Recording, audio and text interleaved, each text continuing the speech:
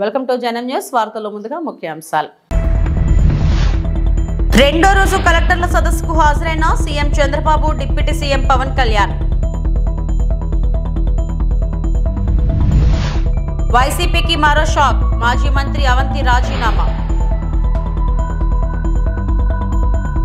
CM cup క్రీడా పోటీలు ప్రారంభం. రెండో రోజు కలెక్టర్ల సదస్సుకు హాజరైన CM Chandrababu, deputy CM Pawan Kalyan, మంత్రులు, అధికారులు 6 నెలల పాలనపై వివిధ శాఖల పనితీరుపై సమీక్ష చేసి దిశానిర్దేశం చేయనున్న ముఖ్యమంత్రి.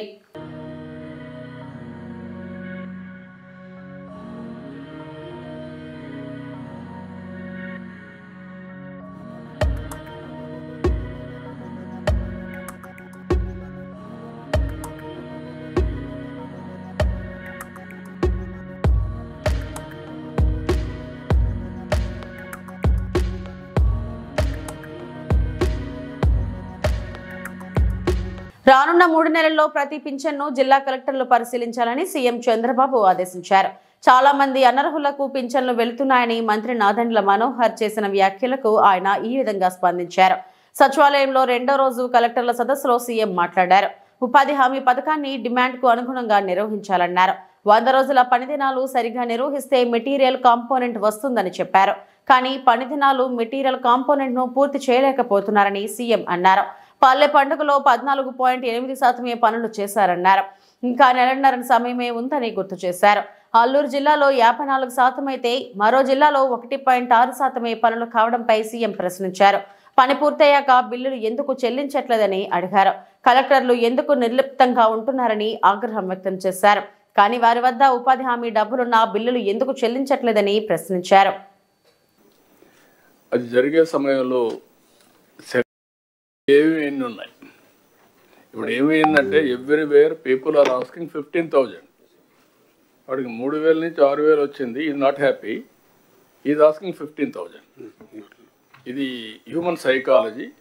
బట్ మన ఉద్దేశం ఏంటంటే కంట్రీలో ఎక్కడ ఇవ్వలేదు 15,000, ఎక్కడా ఇవ్వలేదు. ఏ అకేషన్లో కూడా ఇవ్వలేదు. మంత్కి 6,000 కూడా లేదు. 2,000, 1,500, 1,750. హైయెస్ట్ వచ్చి మన తర్వాత 2,250 హర్యానా సార్. ఫిజికలీ డిజేబుల్డ్ కావచ్చు, లేకపోతే మొత్తం పర్మనెంట్గా మంచం మీద ఉండొచ్చు. కానీ వాళ్ళు ఇచ్చేదంతా కూడా 700, 800, 1,000 రూపాయలు ఇస్తున్నారు. సో మనం ఒక హ్యూమన్ యాంగిల్ జోడించాం. ఆ హ్యూమన్ యాంగిల్ ఇచ్చినప్పుడు ఎగ్జాక్ట్గా ఆ డిజేబుల్డ్ కూడా మేనేజ్ చేసి సర్టిఫికేట్స్ ఇప్పించేస్తున్నారు. అది తప్పు. డిజేబుల్డ్ అంటే వాళ్ళు పని చేయలేక ఇంకొక అటెండెంట్ 24 గంటలు వాళ్ళకు ఉంటారు. ఆ హ్యూమన్ ట్రాజడీ ఇవ్వాలి అని 15,000 చేశాం.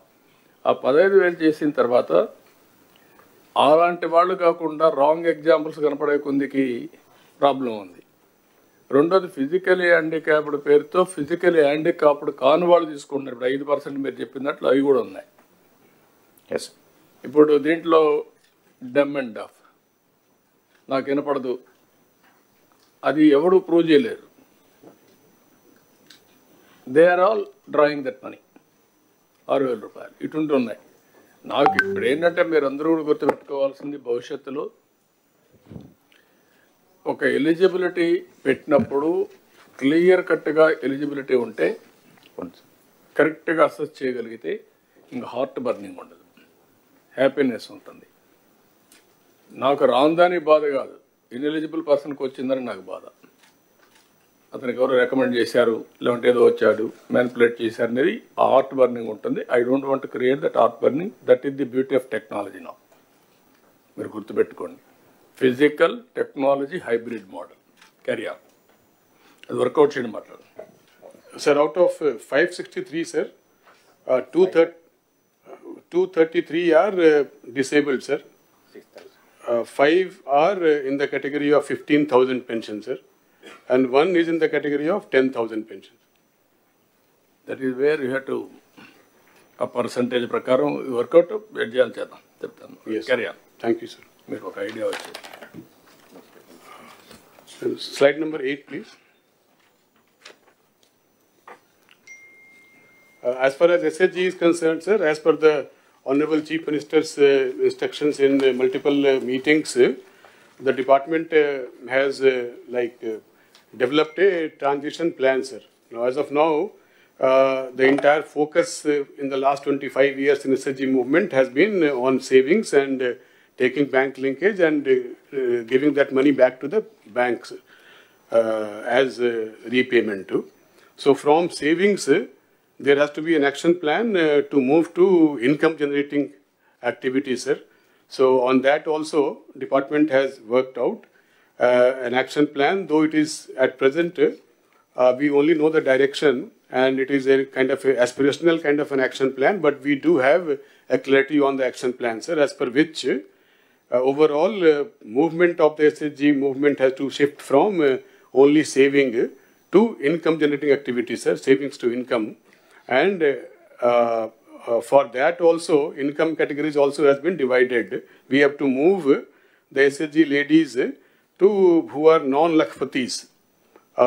That means their income is less than 1 lakh to the category of 1 lakh to make them lakhpatis, sir. And they remain lakhpatis when their income is from between 1 lakh to 10 lakh rupees. And the moment their income touches 10 lakh rupees, they have to be made part of. Rajamahendravaram వాసుల మరో కల నెరవేరింది.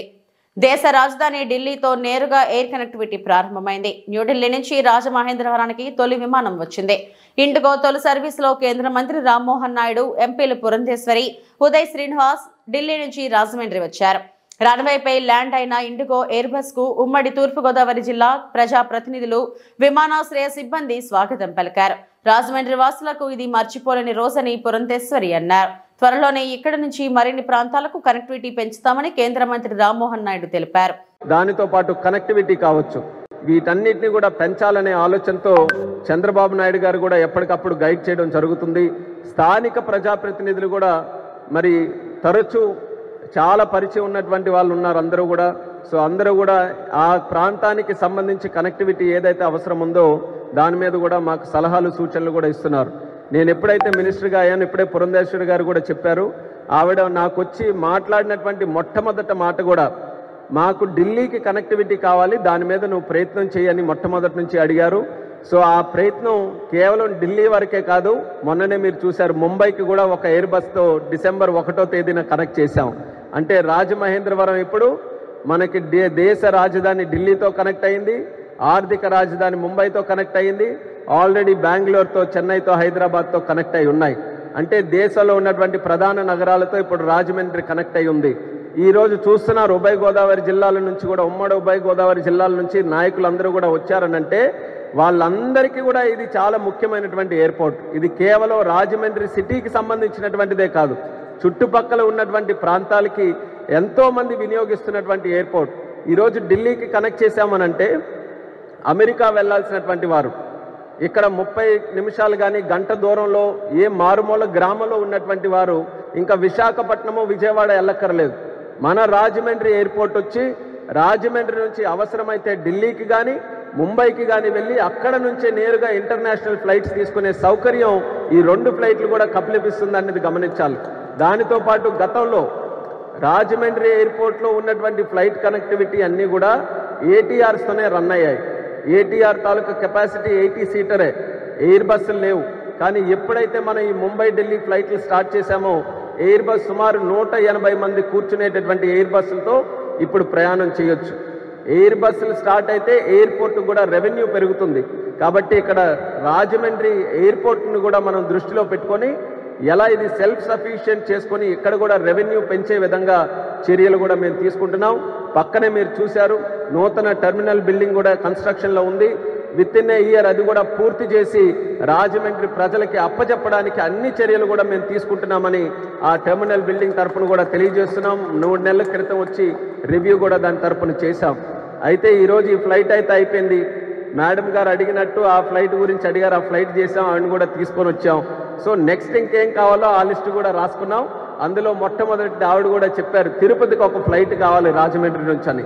అలాగే తిరుపతితో పాటు ప్రధాన కేంద్రాలు మన భారతదేశంలో వారణాసి కానీ, షిరిడి కానీ, అలాగే జైపూర్ కానీ, గుజరాత్లో అహ్మదాబాద్ కానీ ఇలాంటి నగరాలు వ్యాపార రీత్యా కూడా చాలామంది ఇక్కడ నుంచి ప్రయాణం చేస్తుంటారు.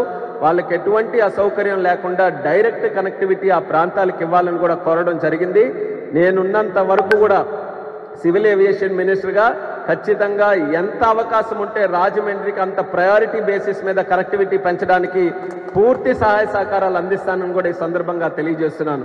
విశాఖపట్నం కొంత చూసుకుంటే స్వార్థం ఉండొచ్చు, నేను అక్కడ ఉత్తరాంధ్ర వాసిని కాబట్టి అక్కడ ఇచ్చేయడానికి, కానీ అటువంటి స్వార్థాలు ఏవి పెట్టుకోకుండా మన రాష్ట్రంలో ఉన్నటువంటి అన్ని ఎయిర్పోర్ట్లు మీరు చూడండి. 5 నెలల్లో విశాఖపట్నం నుంచి కొత్త ఫ్లైట్లు స్టార్ట్ చేశాం, విజయవాడ నుంచి కొత్త ఫ్లైట్లు స్టార్ట్ చేశాం, తిరుపతి నుంచి ఢిల్లీకి కూడా ఫ్లైట్ లేకపోతే ఢిల్లీకి ముంబైకి స్టార్ట్ చేశాం, కడప నుంచి కూడా ఫ్లైట్లు స్టార్ట్ చేశాం, ఈరోజు రాజమండ్రి నుంచి కూడా ఫ్లైట్లు స్టార్ట్ చేశాం.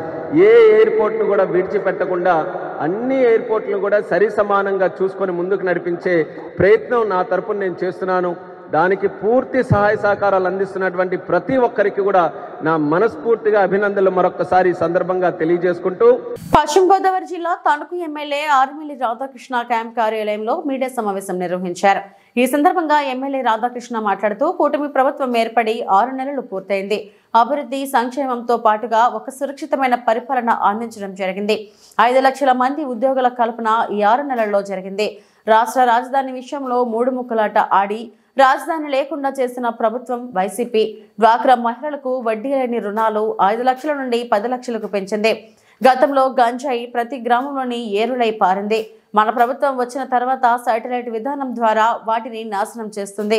కనీస స్థానాలు సాధించకుండా ప్రతిపక్ష హోదా ఇవ్వాలని బ్లాక్మెయిల్ చేస్తున్న వైసీపీ తణుకు నియోజకవర్గంలో సంక్షేమ అభివృద్ధి కలిపి 226 కోట్ల రూపాయలు అందించామన్నారు. ఈరోజు గంజాయి రాష్ట్రంలో విచ్చలవిడిగా ఎక్కడ చూసినా గంజాయిని ఏరులై పారించినటువంటి పరిస్థితి మనందరం కూడా చూసాం.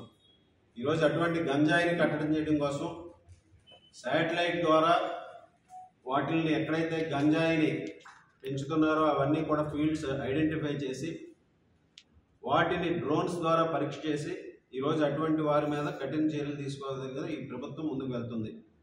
దాని నియంత్రణకు కూడా ఈగల్ టీంని ఏర్పాటు చేసి ఈరోజు ప్రత్యేకమైనటువంటి టీంలు ఏర్పాటు చేసి ఈ గంజాయి దందాన్ని అరికట్టడానికి ఈ ప్రభుత్వం ముందుకు వెళ్తుందని ఈ సందర్భంగా తెలియజేస్తున్నాను.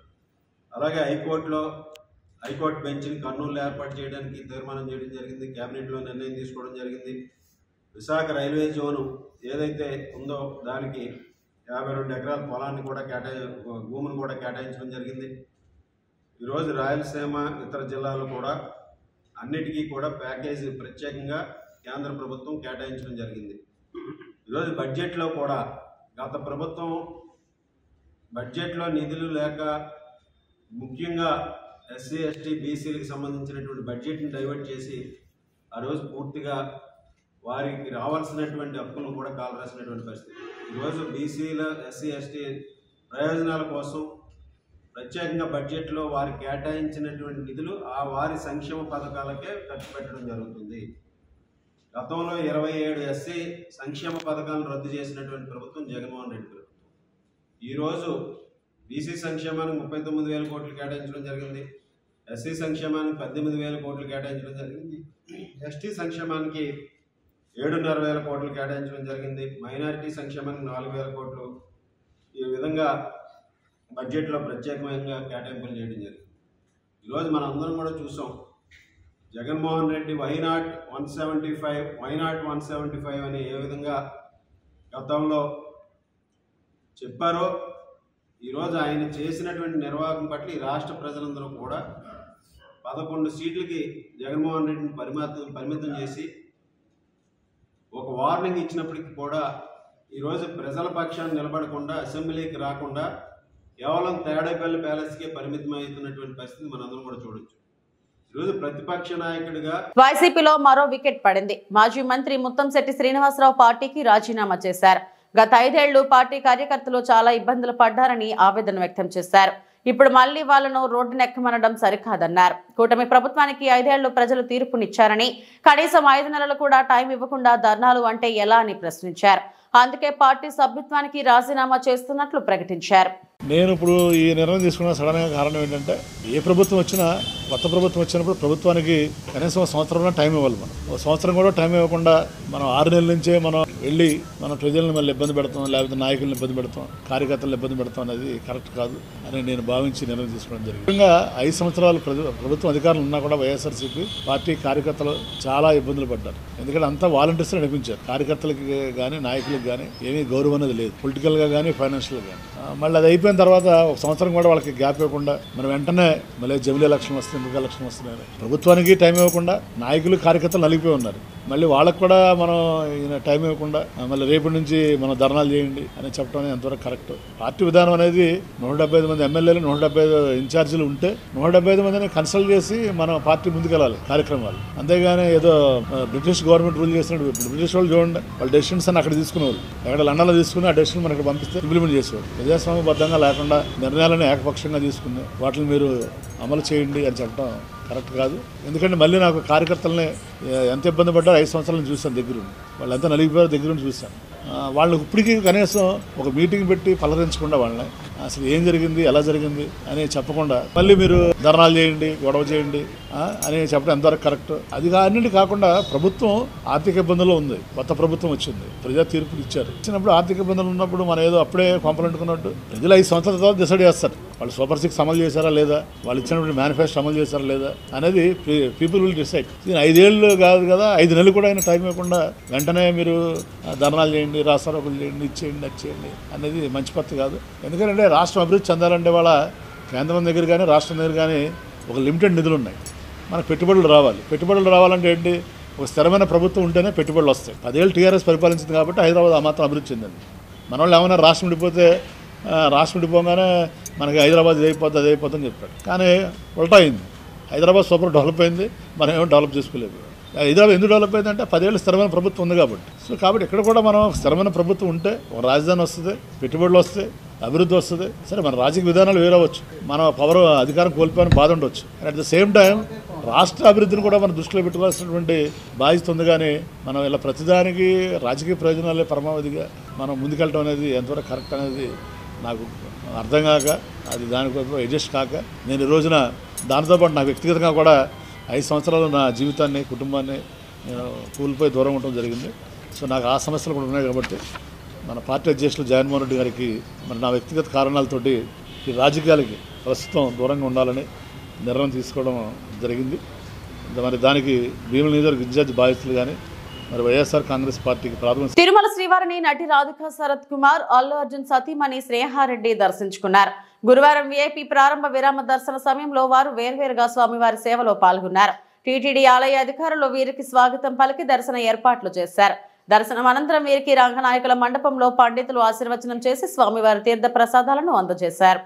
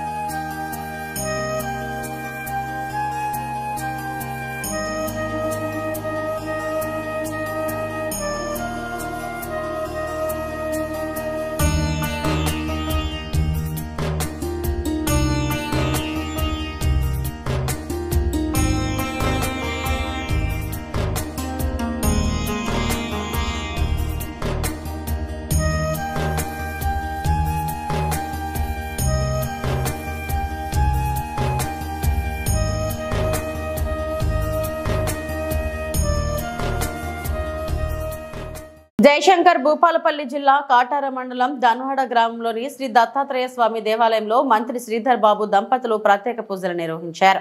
దత్త నవరాత్రుల సందర్భంగా ప్రత్యేక పూజలు అభిషేకాలను నిర్వహించారు.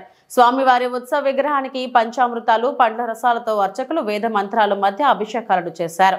అనంతరం స్వామివారి మూల విరాట్కు విశేష ఉపచార పూజలు నిర్వహించి ధూపదీప నైవేద్యాలను సమర్పించారు. దేవాలయ ప్రాంగణంలో నిర్వహించిన లక్ష్మీ గణపతి దత్త హోమంలో పాల్గొన్నారు. అనంతరం ఆలయ అర్చకులు మంత్రి దంపతులకు తీర్థ ప్రసాదాలను అందజేసి వేద ఆశీర్వచనం చేశారు. వివిధ ప్రాంతాల నుంచి భక్తులు దేవాలయానికి విచ్చేసి దత్తుని సేవలో తరించారు. రాష్ట్ర ప్రజలంతా నిండు నూరేళ్లు ఆరోగ్యాలతో ఉండాలని, దత్తాత్రేయ స్వామి ఆశీస్సులు ప్రతి ఒక్కరిపై చూపాలని వేడుకున్నట్లు మంత్రి శ్రీధర్ బాబు తెలిపారు.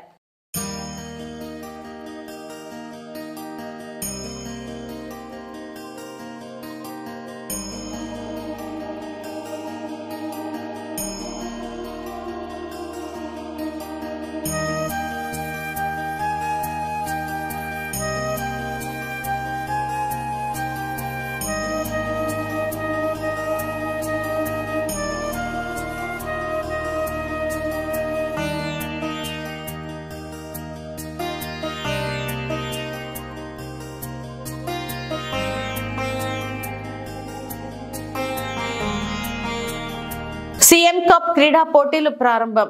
వాంకిడి మండల కేంద్రంలోని పిహెచ్సి క్రీడా మైదానంలో గురువారం రోజు తహసీల్దార్ రియాజ్ అలీ ఎంపీడీఓ ప్రవీణ్ కుమార్ తో కలిసి పోటీలను ప్రారంభించారు. ఈ కార్యక్రమానికి ముఖ్య అతిథిగా సింగిల్ విండో చైర్మన్ జాబోరే పెంటూ పాల్గొని క్రీడా పోటీలను ప్రారంభించారు.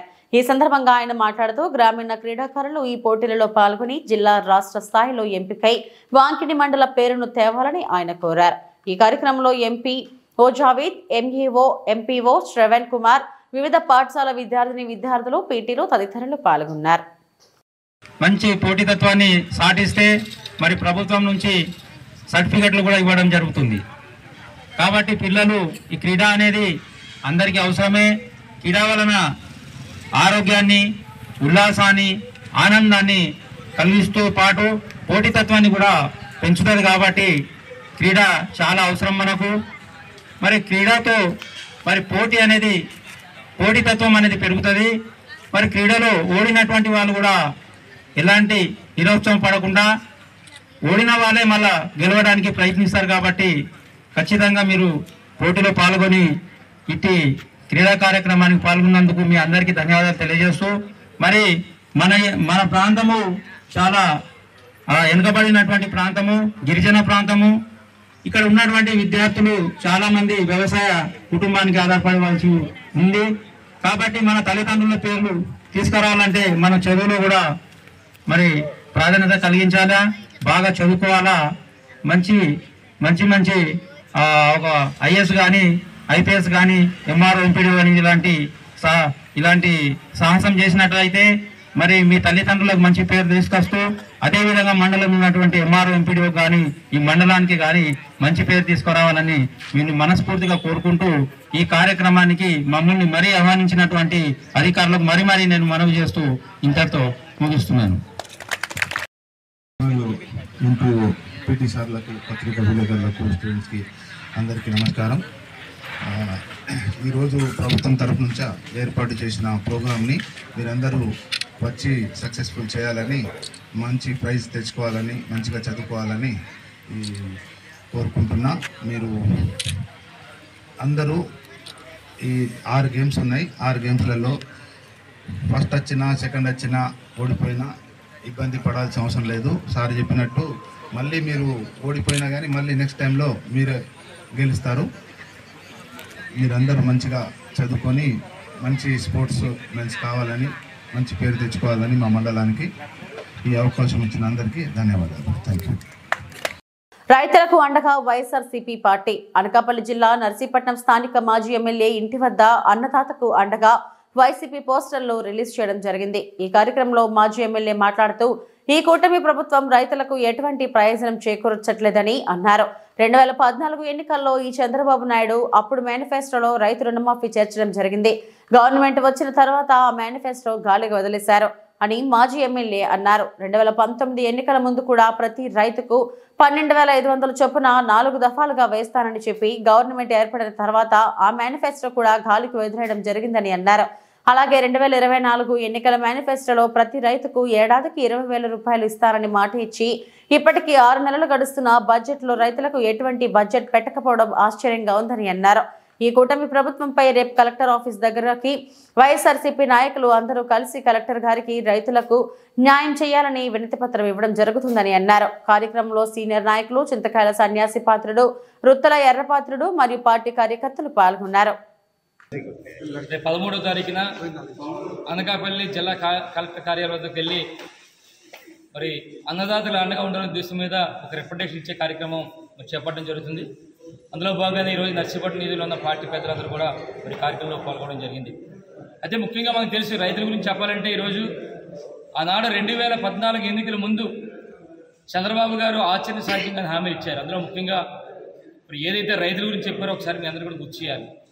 ఆ రోజు ఏం చెప్పారంటే తెలుగుదేశం ప్రభుత్వం అధికారంలోకి వస్తే మరి ఏదైతే మరి రైతులు ఉన్నారో అందరూ రైతుల యొక్క వ్యవసాయ రుణాలన్నీ కూడా మాఫీ చేస్తుందంటే చాలామంది రైతులందరూ కూడా చంద్రబాబు గారు మాటలు విని మరి చంద్రబాబు గారు ముఖ్యమంత్రి అయితే మనకు తెచ్చుకున్న లక్షలాది రూపాయల రుణాలన్నీ కూడా మాఫీ అయితే ఉద్దేశం మీద ఓట్లేసి గెలిపించారు. తీరా అధికారంలోకి వచ్చిన తర్వాత చంద్రబాబు మాట మార్చారు. ఏమన్నారంటే వ్యవసాయ రుణాలు కాదు పంట రుణాలు మాఫీ అన్నారు. మళ్ళీ పంట రుణాలు కూడా స్కేల్ ఆఫ్ ఫైనాన్స్ అన్నారు. తర్వాత ఇంట్లో 2-3 తీసుకుంటే నేను అందరికీ మాఫీ చేయను, ఇంట్లో ఒకరికే చేస్తా అన్నారు. ఆ ఒక్కరు కూడా 1,50,000 చేస్తాను తప్ప మిగతా వాళ్ళు చేయను అన్నారు. ఆ 1,50,000 కూడా ఒకసారి 5 దఫాలుగా ఇస్తానని చెప్పి లేనిపోని ఆక్షన్లు పెట్టి అన్నాడు చంద్రబాబు గారు. ఏదైతే రైతాంగాన్ని మోసం చేసిన చరిత్ర అందరికీ కూడా తెలుసు. తర్వాత 2019 ఎన్నికల ముందు మరి గౌరవ రాష్ట్ర పార్టీ అధ్యక్షుడు జగన్మోహన్ గారు కూడా చెప్పడం జరిగింది. కేవలం రైతుల గురించి ఏం చెప్పారంటే మేము అధికారంలోకి వస్తే ప్రతి రైతు కూడా అర్హులైన ప్రతి రైతు కూడా సంవత్సరానికి 12,500 చొప్పున 4 దఫాలుగా 50,000 రూపాయలు ఇస్తామని చెప్పి చెప్పడం జరిగింది. మరి ముఖ్యమంత్రి అయిన తర్వాత మరి రైతులకి ఇది చాలదని చెప్పి 12,500 రూపాయలది 13,500 చేశారు. 4 సంవత్సరాలు 5 సంవత్సరాలు చేశారు. అంటే 50,000 రూపాయలు ఇస్తామని ఎన్నికల మేనిఫెస్టోలో పెట్టిన తర్వాత ముఖ్యమంత్రి అయిన తర్వాత అది 67,500 చేయడం జరిగింది. మరి ఏ విధంగా చెప్పారో చెప్పిన ప్రకారం 5 దఫాలుగా మరి ఏదైతే వైఎస్ఆర్ రైతు భరోసా పీఎం కిసాన్ పథకం ద్వారా మరి ప్రతి రైతు కూడా అర్హులు ప్రతి రైతు కూడా 13,500 రూపాయలు ఇవ్వడం జరిగింది. కానీ ఈరోజు చూస్తే 2024 మేనిఫెస్టోలో కూడా పెట్టారు. చంద్రబాబు గారు ఏమన్నారంటే కూటమి ప్రభుత్వం మీ అధికారంలో రాగానే మీకు 13,500 ఇచ్చారు గత ప్రభుత్వంలో, ఈసారి మేము కానీ వస్తే 20,000 రూపాయలు ఇస్తామన్నారు. కానీ ఈరోజు సుమారుగా 6 నెలలు అయింది, మరి బడ్జెట్లో కూడా పెట్టలేదు, 20,000 కూడా రూపాయలు వాళ్ళని పరిస్థితిలో ఉన్నారు. అందుకని దానికి నిరసనగా మరి గౌరవ రాష్ట్ర పార్టీ అధ్యక్షుడు జగన్మోహన్ గారు పిలుపు మేరకు రేపు మరి కలెక్టర్ గారి కార్యాలయానికి వెళ్ళి అక్కడ వినతిపత్రం ఇస్తూ ఏదైతే రైతులకి మరి మేనిఫెస్టోలో పెట్టారో 20,000 రూపాయలు ఇవ్వాలని చెప్పి డిమాండ్ చేస్తూ మరి పత్రాలు ఇవ్వడానికి మరి సిద్ధంగా ఉన్నాం. రేపు నర్సీపట్నం నుంచి వందలాది మందిగా మా పార్టీ నాయకులు పార్టీ పెద్దలందరూ కూడా వెళ్ళి ఆ కార్యక్రమం విజయవంతం చేస్తామని చెప్పి సందర్భంగా తెలియపరుస్తూ నమస్కారాలు తెలుపుకుంటాను. జై జగన్. చెన్నై షాపింగ్ మాల్ సందడి, సినీ నటి మీనాక్షి చౌదరి జోరు. పశ్చిమ గోదావరి జిల్లా తాడేపల్లిగూడెం ప్రముఖ సినీ నటి లక్కీ భాస్కర్ హీరోయిన్ మీనాక్షి చౌదరి తాడేపల్లిగూడెంలో గురువారం ఉదయం సందడి చేశారు. చెన్నై షాపింగ్ మాల్ ప్రారంభోత్సవానికి ఆమె విచ్చేశారు.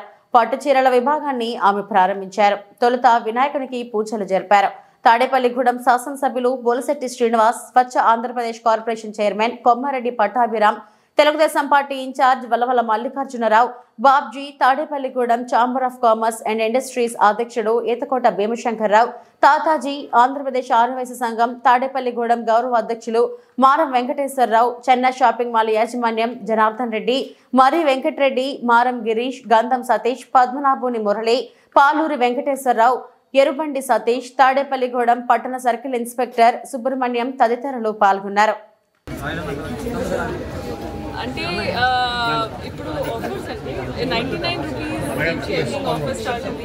అండ్ ప్రతి ఫ్యామిలీ మెంబర్కి ఇక్కడ మీకు ఒక మెటీరియల్ దొరుకుతుంది. అది చిన్నపిల్లలకి, జెంట్స్కి, లేడీస్కి, అందరికీ ఇక్కడ వన్ స్టాప్ డెస్టినేషన్. ఇంత ప్రేమ చూపిస్తున్నందుకు చాలా చాలా చాలా సంతోషంగా ఉంది. Thank you so much.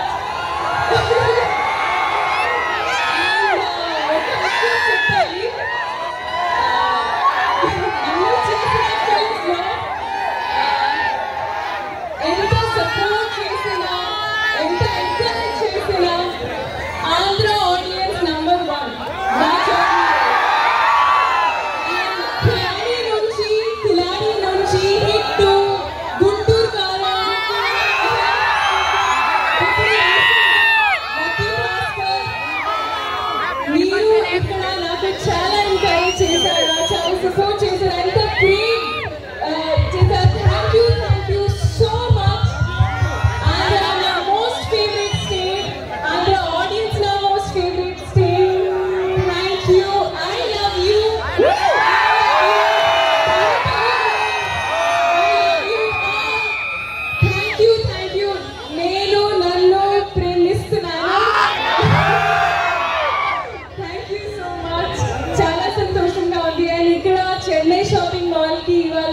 23rd launch. Hi, 23rd shopping mall ఇప్పుడు store launch అయింది. And thank you నాకు నన్ను ఇక్కడికి ఇన్వైట్ చేసినందుకు. అండ్ ఇది నా ఫస్ట్ టైం తాడేపల్లిగూడెంలో. అండ్ ఇప్పుడు ఐ హోప్ నేను మళ్ళీ ఇక్కడికి I get a chance to come. Confirm గా ఈ స్మైల్ వాళ్ళు మిస్ కారు, మళ్ళీ ఇన్వైట్ చేస్తారు డెఫినెట్ గా. సో మీరు కూడా చెన్నై షాపింగ్ మాల్ లో తప్పకుండా రండి, షాపింగ్ చేయండి. ఇక్కడ ఇవి ఇప్పటివరకు నా బులెటిన్ అప్డేట్స్. మరిన్ని వార్తా విశేషాల కోసం చూస్తూనే ఉండండి. నమస్తే.